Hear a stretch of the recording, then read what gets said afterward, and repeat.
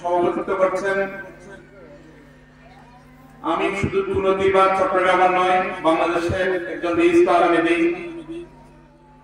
চুনতি মাদ্রাসার সাবেক অধ্যক্ষ, আমাদের চুনতি আমাদের সবাইকে, যিনি আজকে পর্যন্ত এই চুনতি মাদ্রাসা থেকে শুরু করে প্রত্যেক কাজে আমাদেরকে নেতৃত্ব দিয়ে সহযোগিতা করে চুনতির এই জমিন মহান আল্লাহর নির্দিষ্ট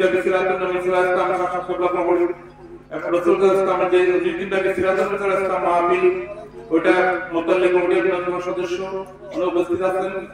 আসলে আমাদের কিছু বলার নাই, শুধু একটুকুই বলবো, আজকে যে জায়গায় এসেছি, ছোটকাল থেকে আমাদের বুদ্ধি হওয়ার পর থেকে আমার আব্বার সাথেও এখানে আসতাম।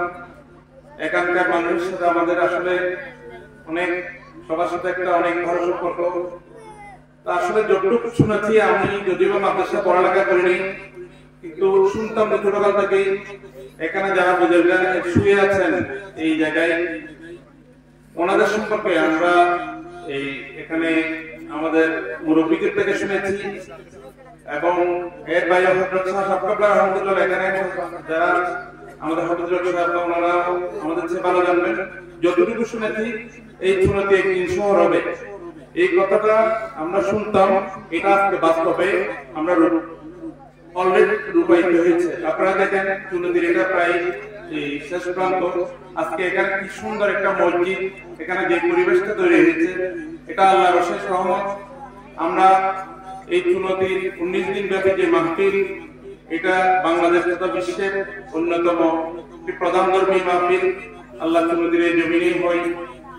আমরা সবাই চুনতির এই ঐতিহ্য, চুনতির এই ধর্মীয় আবহ, চুনতির যে হাকিমি আলিয়া মাদ্রাসা এবং এখানে যে পাশে আপনাদের হেফজাখানা তিনখানা আছে, আউলিয়া মসজিদ সহ এই এলাকাটা, এখানে নলবানিয়া আমাদের প্রিয় আইয়ুব ভাই যে মাদ্রাসা প্রতিষ্ঠা করেছেন, এই এলাকাটা যাতে আরো বেশি উন্নত হয়, এই মাদ্রাসা এই হেফজাখানা তিনখানা কিভাবে আরো ভালোভাবে পরিচালনা করা যায়, যদি আমাদের সহ যারা মুরব্বীরা আছে আমরা সবাই থাকবো ইনশাআল্লাহ।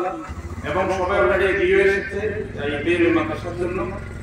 আমরা সবাই চেষ্টা করবো যাতে এই এলাকাটা আরো অনেক বেশি সমৃদ্ধশালী হয়, শিক্ষিত হয় এবং এখানে যেসব সমস্যা আছে আমরা সবাই সম্মিলিতভাবে সকলে ইনশাআল্লাহ সমাধান করতে পারি। এই আশা ব্যক্ত করে আমি আমার সংক্ষিপ্ত বক্তব্য শেষ করলাম। আসসালামু আলাইকুম ওয়া রাহমাতুল্লাহ।